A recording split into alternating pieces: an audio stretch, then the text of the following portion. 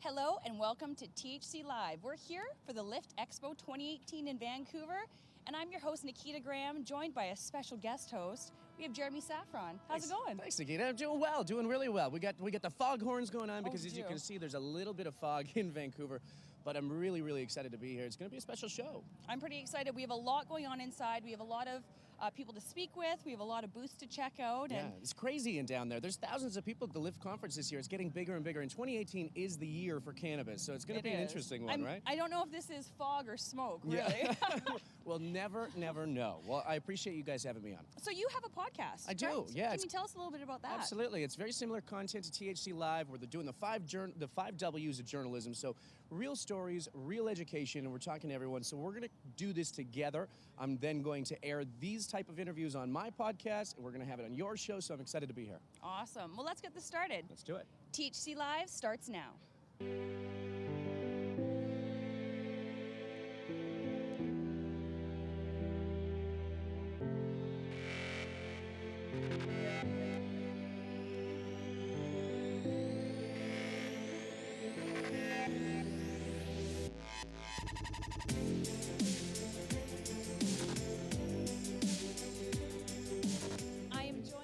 By Allison McMahon from Cannabis at Work. Hi, Allison. How are you doing? I'm great, thank you.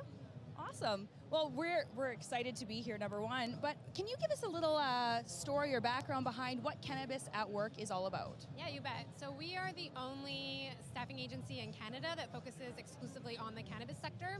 So essentially, anyone in this room here at the Lift Expo could be our client. So we recruit on their behalf, find great people to work in cannabis jobs in Canada. So how does that recruitment process work for you guys?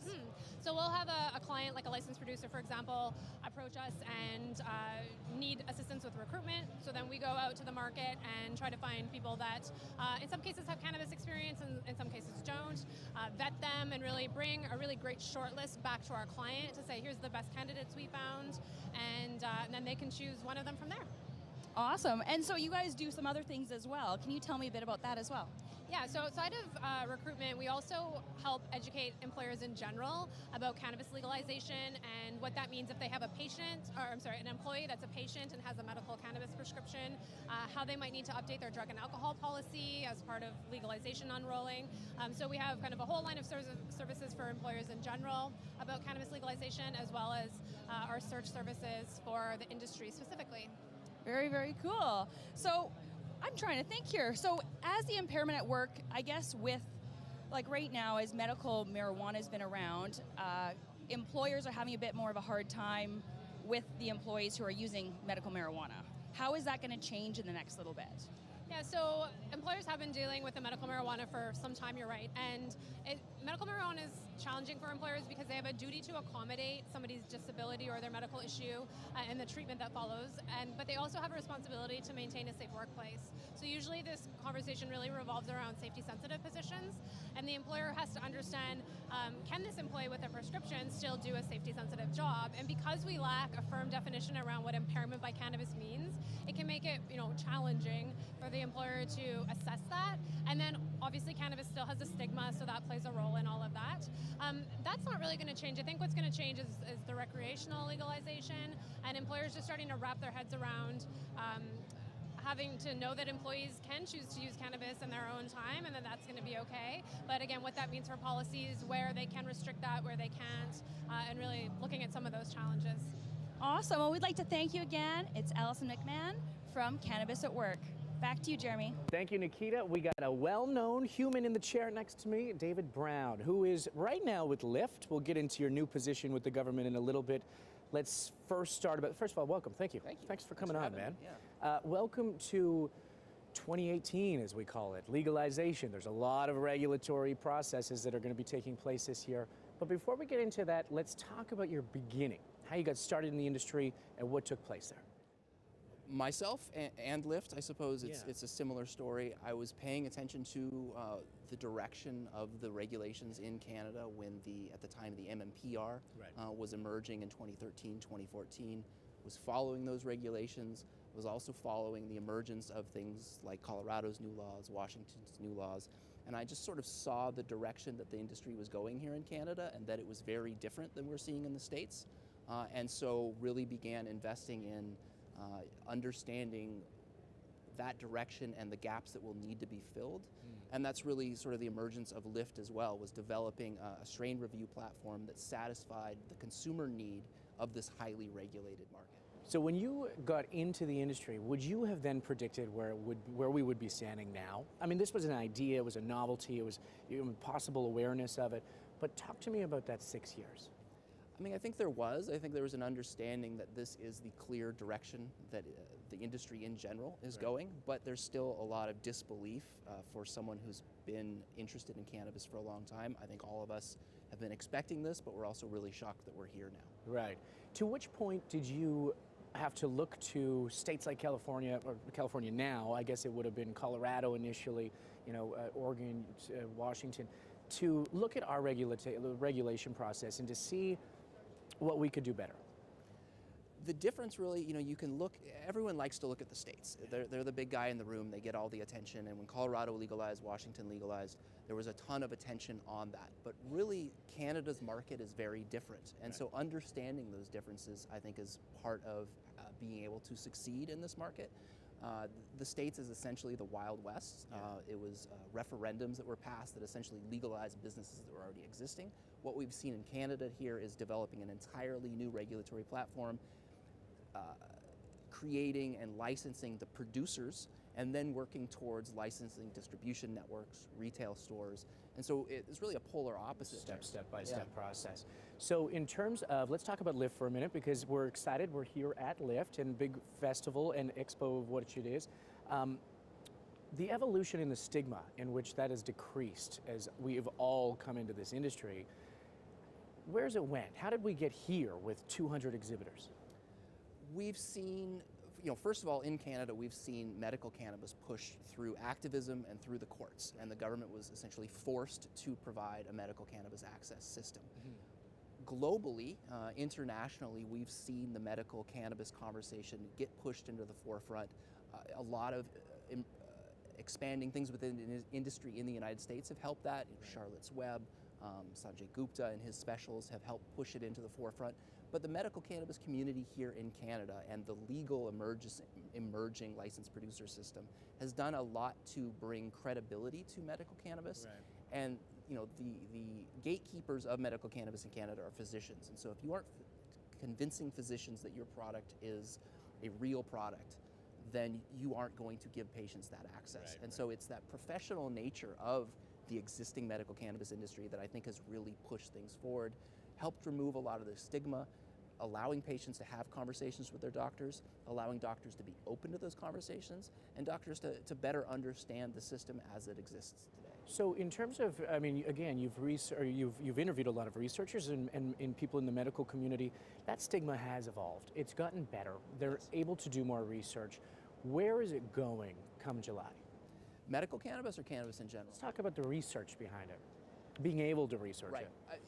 The more sources for federally legal cannabis, be it in Canada or around the world, offers more opportunities for researchers to do their work. In the United States right now, there are a lot of limitations on those researchers that don't exist in Canada because it's a legal product in Canada. Even though it's state legal, it's still not federally legal in the United States. And so we're already seeing more licensed producers sponsoring clinical research. We will see a lot more of that. And you're going to see, I think, once the emergence of the recreational market, I think you will actually see more division between that recreational and medical space, and you're going to see more of a focus on very specific medical products, so titrated oils, sprays, dissolvable tabs, creams, capsules, things like that give doctors more familiarity and more comfort prescribing things. So right now, doctors to prescribe medical cannabis in Canada, they're essentially prescribing grams per day. But what we're moving towards with a lot more of these products, capsules and oils and things like that, is doctors being able to prescribe specific milligrams of cannabinoids, of THC, of CBD per day. And so it's that sort of translation into something that doctors understand that also provides more of an opportunity for that product to be seen as a legitimate medical product along with anything else. Yeah, they're more comfortable in this environment of pharmaceutical grade technology, Absolutely. right? Which makes sense. Absolutely. You don't prescribe, generally speaking, a physician doesn't prescribe a root or a gram of an herb. Yeah. They prescribe the active ingredients. And so as we move towards more standardized products, those active ingredients become at the forefront, and doctors have a lot more familiarity and comfort with that. Right. Now, you're in your final days here at Lift, and so one of the things I want to talk to you about is your new position with the government. And as we just alluded to, I can't pronounce it correctly all the time, and you're still trying to memorize it. Figuring out So myself. So tell us about what you're doing. my new role will be as a senior policy advisor for the Cannabis Legalization and Regulation Secretariat. And so that's the department under Health Canada that is seeking to put together these regulations that will eventually be regulating the emerging industry. Congratulations, by the way. Thank you. In terms of the government asking to actually actively engage with more stakeholders, more people that are familiar with the community, it's such a refreshing thing coming to July, wouldn't you say? It is, and as my role at Lyft as a communications director and editor-in-chief of Lyft News, I've been reporting, sort of on this side of the thing and watching the regulator change over time. And when I talk to producers, when I talk to stakeholders, applicants within the system, they all talk about sort of a night and day change between the old administration and the new administration. And there's really seems to be, I don't want to say just an urgency, but an eagerness to get this right. There's an understanding, there's a bit of a tight timeline. There's an understanding of how historic this legislation is. I think people are very excited. And I think the fact that they're reaching out to folks like me and a lot of other folks, they recognize that there's a lot to be done to get this right, and there needs to be new, innovative ways of getting there. So what's the responsibility then of, say, a licensed producer to provide that public awareness, with that messaging, this stigma-breaking messaging that we're starting to see in terms of what you're up to now? How are you working to engage those? How am I within my new position, or within what? the new position. There's a lot of unknowns, to be honest. I'm yeah. going to be diving, my position starts on Monday, I'm going to really be diving in, and there's a whole lot of unknowns. But the LPs are responsible to at least engage in public awareness, right? Absolutely, and I think we're seeing the benefits of that when we've talked about the removing of stigma. There's a shift occurring in the industry right now, and I think there's some from maybe the old culture who bemoan it because it's seen, understandably, it's seen as sort of a corporatization of something that has largely been a sort of unregulated black market, almost kind of a Wild West. Right. But with that also comes that credibility. These are well-financed companies. These are companies interested in developing a respected product. And I think that really moves all of us forward because legalization isn't about normalizing prohibition culture. It's about bringing something into the light and introducing it to people who otherwise wouldn't want to be associated with some of those stigmas that used to exist. Right. So talking to some of these people within the LP model, for instance, it's funny because people still call it the Wild Wild West, but as you look around the room, even downstairs and upstairs, it is filled with people with complete knowledge in the areas of this. How is that adapted, and is it really going to, are we going to hit July? Is that going to happen, July? I sure hope so. I sure hope so too. David, I appreciate it. I wish you the best of luck. Thank you. Thank you, man. I appreciate it. Thank you. Nikita, back to you. Awesome. Thanks, Jeremy. I am joined by Jean Richet from Up Cannabis. That's right. How you doing today? We're doing great. How you doing? I'm doing awesome. I'm doing even better now that I'm here checking out their amazing booth. It's probably the coolest place to hang out here at the expo. So can you give us a little background? What is Up? Great question. Up's been around for now 5 years, and we received our cultivator license in December of 2016. And this is our coming out party. We received our sales license just 2 weeks ago. So we're very excited, and this is our first foray into showing consumers what we're all about. So obviously, as you can tell from the back, Up is really all about music, right? It's a space that is part of our DNA. It's how we grow. It's one of our unique growing propositions, as a matter of fact. So we've got a very strong relationship with the Tragically Hip. They're large shareholders of Up Cannabis, and it's part of our DNA. So we grow with music. Our trimmers are happy. They've got music in each room. Our plants are happy, and we know that consumers will be really happy to try our product when we come out. That's awesome. So what kind of music? I'm very curious to know about the music you do play, because people say sometimes classical music soothes plant growing. Yeah, we play all kinds of music, so great questions. Each room we have a playlist from all the trimmers. So each of the trimmers that we have their own play music, and we play their music to soothe the plants and to have fun, and to really, we're taking it, we're taking it part of our uni-growing proposition, like I was mentioning. So for us, it's all about the music, and each of the growers, each of the trimmers have their playlists, and we leverage that to enjoy what we do, right? So yeah. Wicked. So one other question. So you guys are strictly for recreational use, is that? Yeah, we've got a maniacal focus getting ready for recreational. So, we are growing. We've been growing for the past year, and we are really focused getting ready for recreational. Up is all about ensuring there's an insatiable appetite for Canadian consumers to discover cannabis. Cannabis today and cannabis 30 years ago, light years away, as you guys all know, right? So we're extremely excited about how it's grown, how the technicalities, and this is pharmaceutical grade product. So it's a wonderful product, and very different than what it was 30 years ago. So are you guys an online-based company, or are you guys going to have stores as well? No, we're going to be focused on producing and selling to the liquor boards and the government regulated stores, or if you own your own private retail, we'll be doing that. There are strategies in the privatized market, like the BC and Alberta, as they come online. We'll look at those and are evaluating those in terms of having our own stores. But for the moment, right now, we're very focused on producing and making sure that consumers get our brand very quickly. And based on this, the resounding soundbite is people get it. People are getting it. Wicked. Well, thank you very much, John. I'm excited to check out Up in the near future, and we'll go back to you, Jeremy. Thanks, Nikita. We are joined by Clint Young, MMJ Canada. Thanks, man. How are you? I'm well. How are you? Good. Very good. Lots and lots of things to talk about 2018, but before we do that, Sure. I want to focus a little bit on your story and how you got involved in the industry and where that kind of took place in terms of your advocacy work. Yeah. Okay. Well, it was a little bit of a unique process for me. About 8 years ago, I was sitting in a mental health treatment program. I had suffered with severe PTSD and a lot of psychosis damage due to drug abuse and a certain traumatic scenario that happened when I was a child. Right.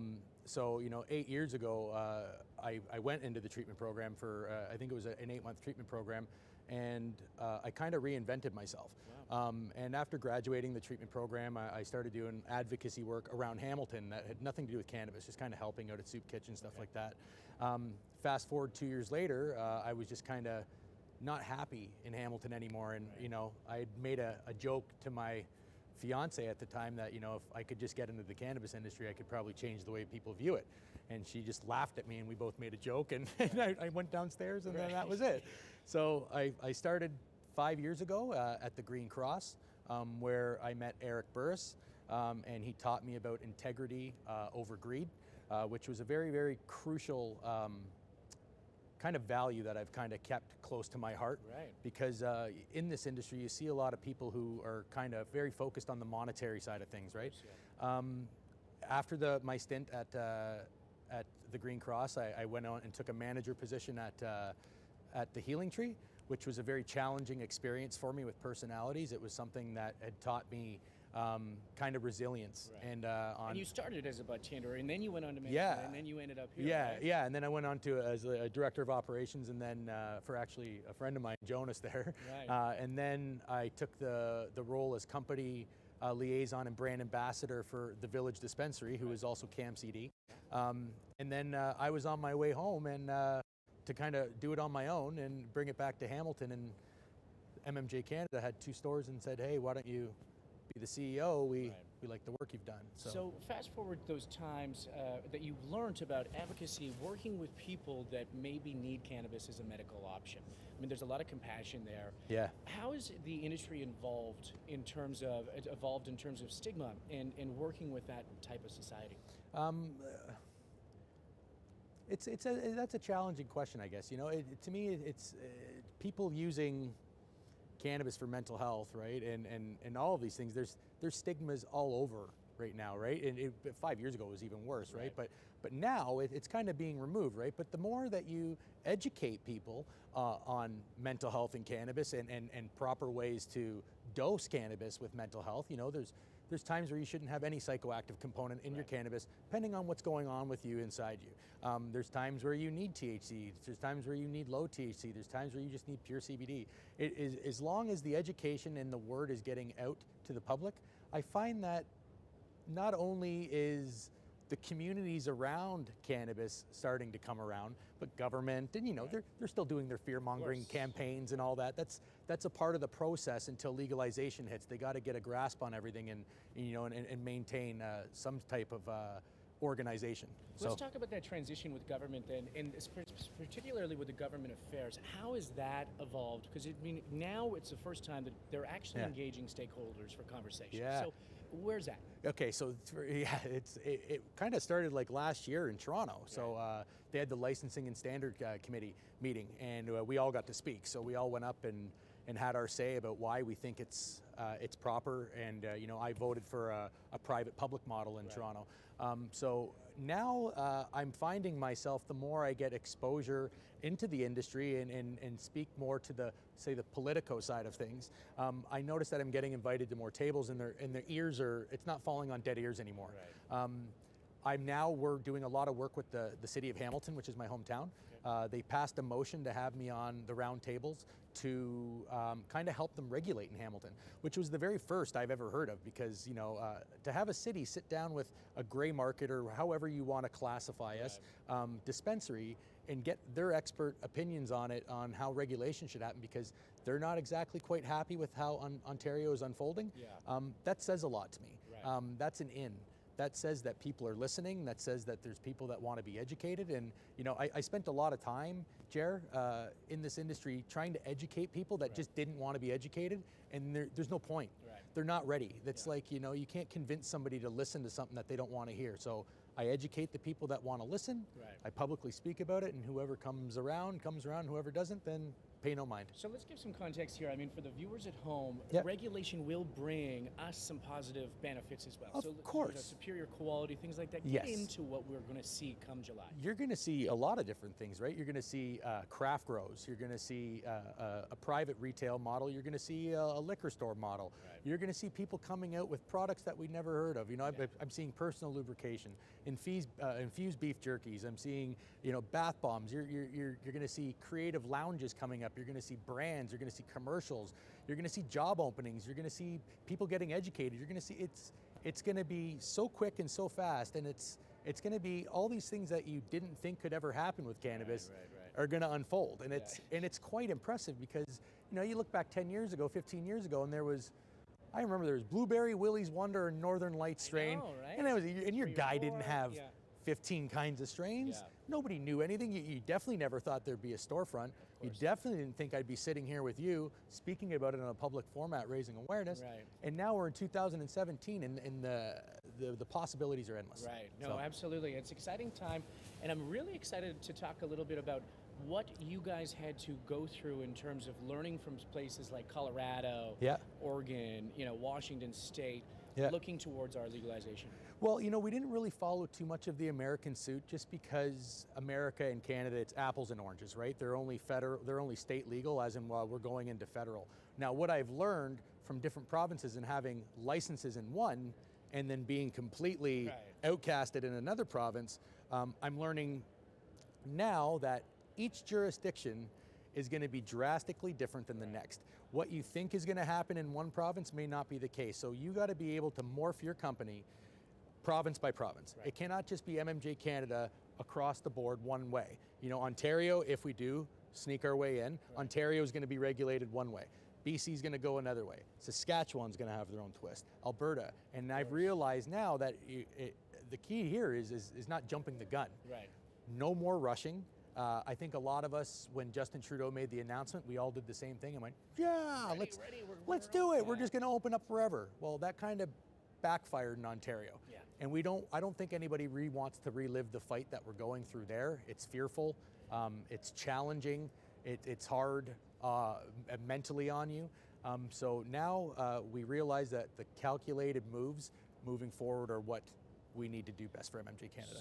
So quickly, let's talk about the Ontario model. I mean, for the people back home, it's an LCBO type model where it'll be similar to a liquor store. Yes, the ORCR. Right. We know what to expect become that. Do you think it'll adapt as time goes on? Yeah, of course. Everything adapts, right? You know what I mean? Like even, yes, of course. Alcohol. They have craft breweries now. They have craft places where you can get wine. Now, I think there's just going to be certain stipulations, like a craft brewery cannot sell more than 6-packs or 12-packs. Right. They can't sell 2-4s. Right. So I think that you're going to be handcuffed on certain things. Do I think in Ontario that market will come? Yes. I do not believe that they would make a smart move, the Ontario government, by saying, this is a free-for-all, this is what we're going to do, just come on in. I think they needed to start with extremely tough regulations like this, where it's excluding majority, and then they need to slowly let people in. And I don't think the government gets enough credit. I think they just get hate on. They're pushing you out. No, they're scared. They got to do it right. Yeah, absolutely. Yeah. It has to be done right. Well, thanks, buddy. 2018 is going to be exciting.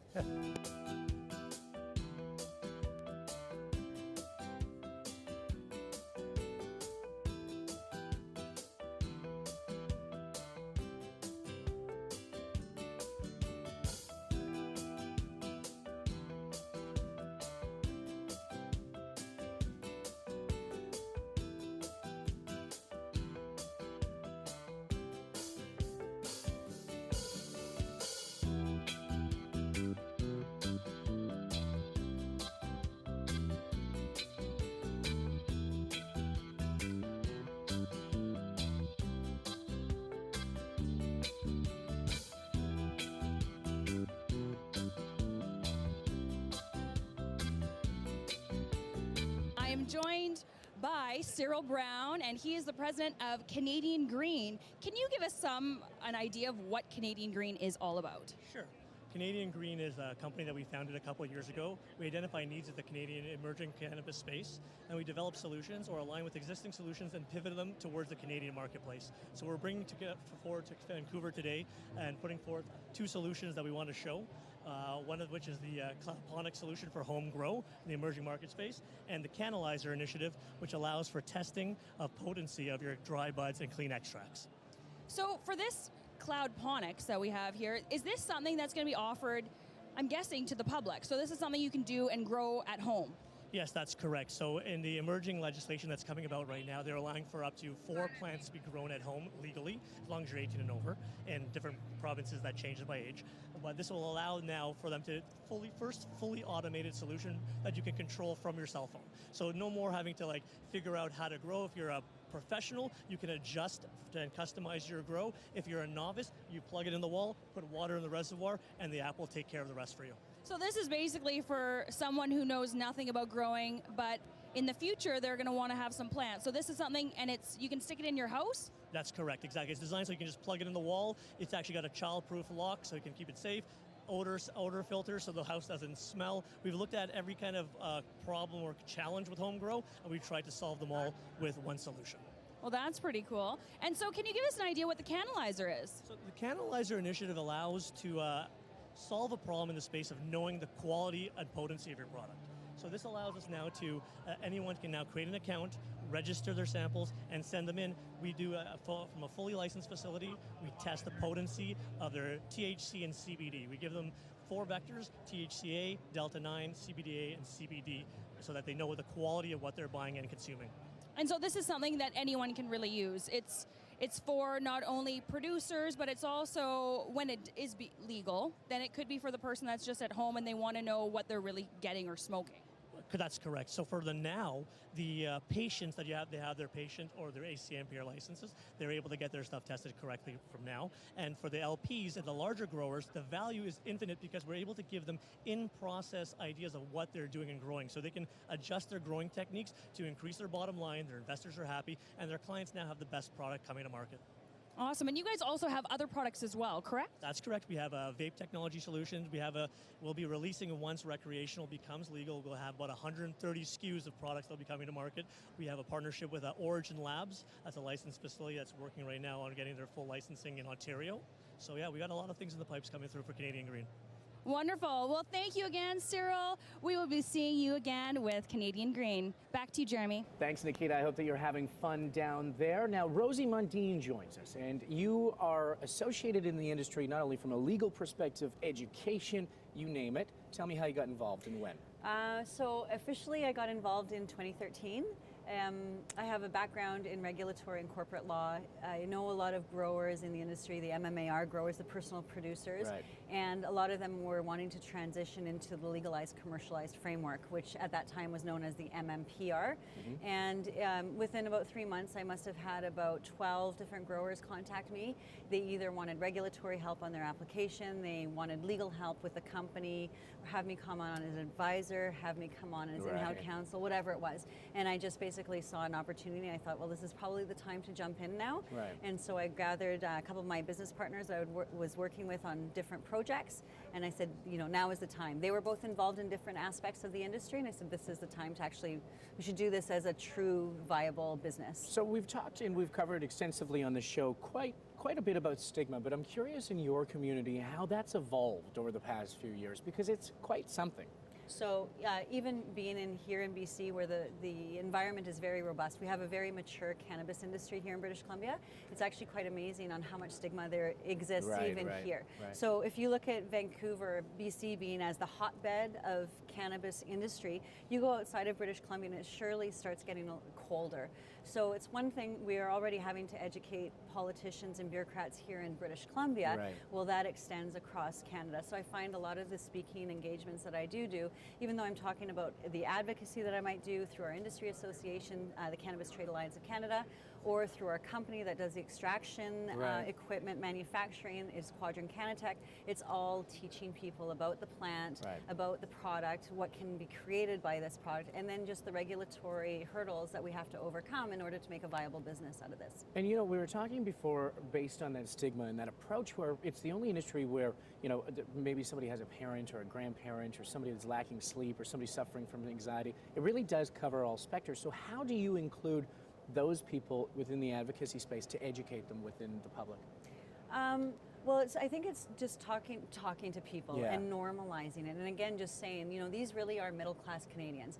I think everyone has the idea that it's these bros that are downstairs in their basements with these big puffs of smoke. And we're really getting away from that, especially, well, I'm in the extract side of the business, and we look at the trends that's happening, and we have a lot of new users coming in to try this And they product. don't want to smoke. They don't want to smoke, right? And I mean, there's purists and those of us who really do still enjoy the joint, but at the end of the day, that's stinky and smoky, of course, and non-discreet. So non-discreet. So coming to things like vape pens, vaporization pens, capsules, it definitely makes it a lot easier and a lot more tenable for people to take it, especially when they're consuming for the first time.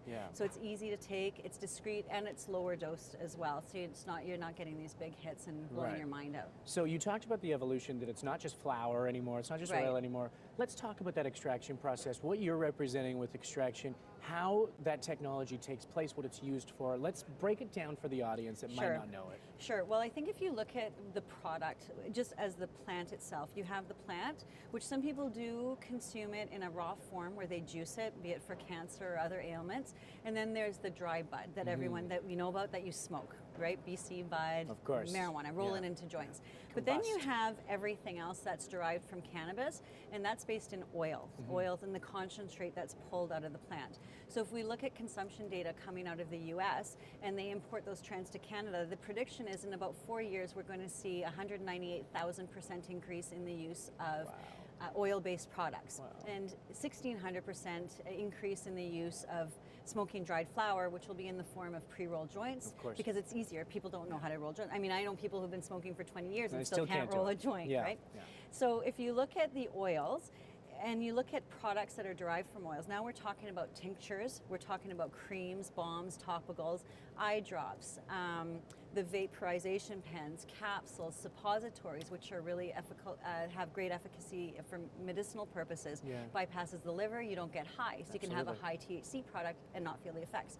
So and drinks as well that'll be infused. The whole consumer market is fascinating. So all of that needs to be created and developed.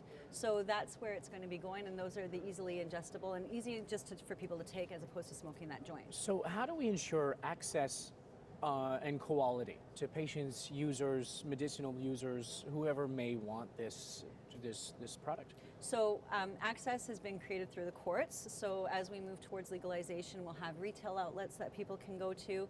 Medicinally, however that looks, whether it's through pharmacies or stand-up shops that have a pharmacist on staff. But I think the main thing is really understanding that we need the research now to back up all the anecdotal evidence that we have from people consuming this product for 20, 30, 40 years. So what we'll see now is more research coming into play. We need to have standardization of the processes, not only to grow the plant, but also to extract the oil out of that plant. So all the processes that go through that to pull the oil out, but then also to formulate. Just kind of if you think about the perfume business, where you have all your botanicals and then it's all blended together to create your final product. That's what's happening with cannabis as well. That's where it's going to be going to. So creating formulations, still pure product. Still your pure product. And creating your formulations. One of the best examples I can give too is if you go to the liquor store and you want to buy some wine, you go to that brand because you know that brand delivers you a good quality, consistent product. Whether that vintner is growing his own grapes or he knows how to source the most excellent grapes, to the consumer it doesn't matter. You just know that that brand is delivering a good product. That's where we're going to get to with cannabis. When more of the science comes in, the standardization again of this, so again being able to create a consistent product that's delivered in the same manner each and every time, then that gives the consumer comfort of what they're taking, that they know it's all tested, and testing is all part of that as well. And we all want a little bit of security when it comes to the things that we're putting into our body, obviously. Into our body, yeah, absolutely. You were talking a little bit before about the educational programs that you're offering. We've got about 2 minutes left. Run me through that. What are you offering in terms of this education? Well, it's not programs per se.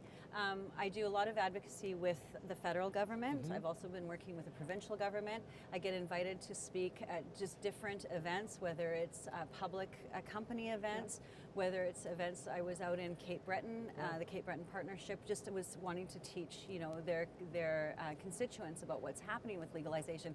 So every time I have a chance to talk, even talking to you, it's education.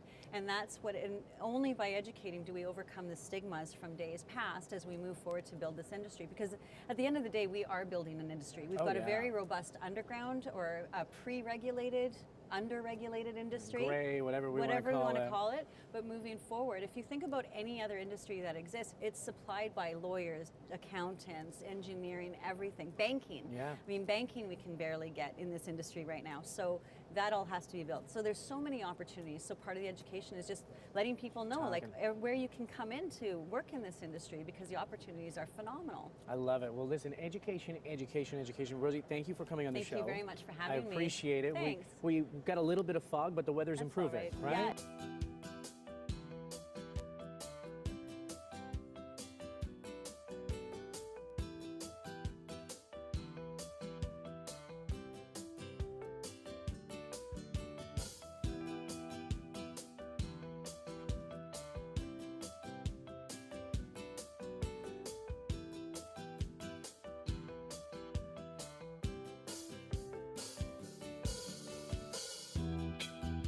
Joined now by Ivan Ross from Hill+Knowlton Strategies.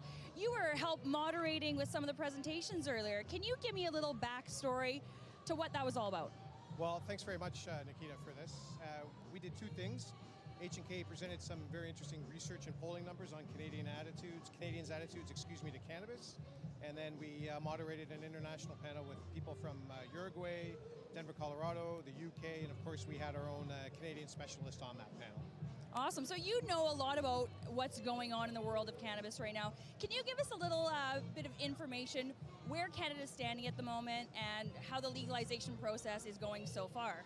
Well, so far it's going fairly good. I mean, House of Commons in Ottawa has passed it, so that's great. We just have to wait for the Senate to do that now. And then hopefully once the Senate's taken a look at it and they've got the royal assent, hopefully in July or before that, we will have cannabis that's legalized across the country. I will say it won't be legalized on July 1st. Canada will not be known as Cannabis Day. That's why.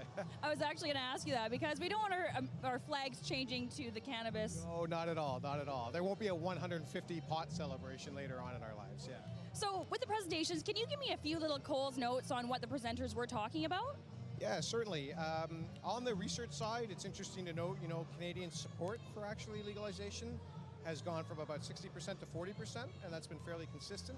But our reasoning is when we look at the numbers primarily because the reality is here. So it's a nice theoretical in And so what we found is generally that Canadians want to have more information, and that's what's lacking right now on how this is all going to roll out, whether it comes to distribution or the products that are available. So I think that explains that number. And then the other thing on the international panel, what we heard from our international guests is everybody is looking at Canada, and they want to see how Canada does this, how they get it right, and then we think other countries will come along and start to do it themselves. And do you think Canada's doing it right so far? Well, that's a really good question.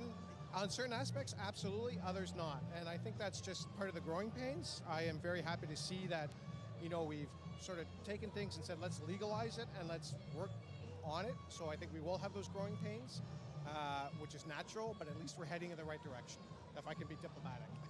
I like it, I like it.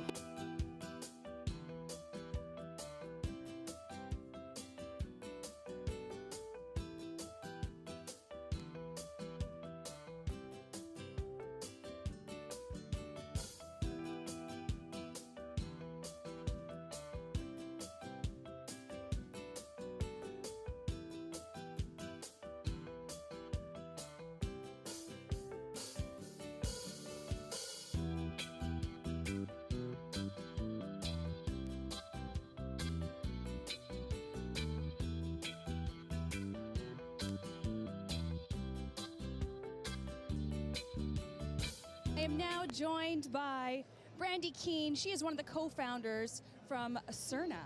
Can you give us a little information what Surna is and what it's all about? Sure. Surna actually does climate control for cultivators. Climate control is extremely resource intensive, a lot of energy consumption, a lot of cost associated with running those facilities. So we really focus on reducing those operating costs, reducing that energy footprint, and then making sure that the cultivators are growing a quality product. And so do you guys also go in and actually build a facility? Is that something you do as well? We're not contractors, so but it's a very consultative process for us, right? We've done almost 800 cultivation projects since we were conceived in 2006, so we have an enormous amount of experience. We give people a lot of advice on proper design of these facilities for regulatory compliance, also for operability and in general, so we get very involved in that design process, but we are not the general contractor on the facility. That's always going to be someone local, to the job. So can you tell me about some of your energy saving qualities that you guys kind of put forward? Sure. So your climate control system actually consumes more energy in these facilities than your lighting does, which is something a lot of people don't really know. So there are a lot of ways that we can incorporate free cooling, for instance, into these facilities.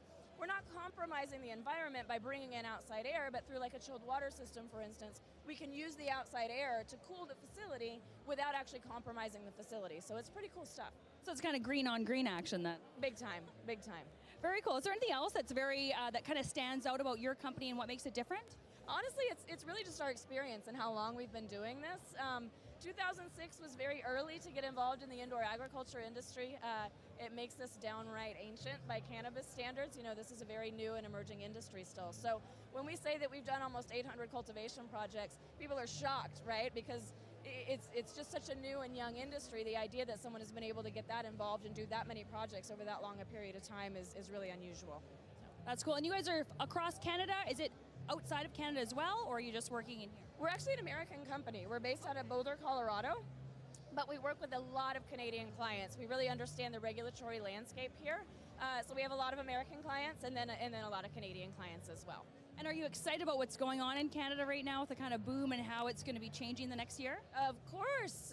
First of all, we think that legalization of cannabis in general really brings only good things. It brings good things economically, it brings good things socially. That tax revenue and that regulatory landscape is a really good thing for the community. So that's extremely exciting, right? And then secondary to that, we look at all the jobs that are created by this industry and all of the families that are supported by working in this industry, and it's just a great thing for everybody. Awesome. Well, thank you very much, Brandy. If you want to keep it green, you can come and join us here at Surna.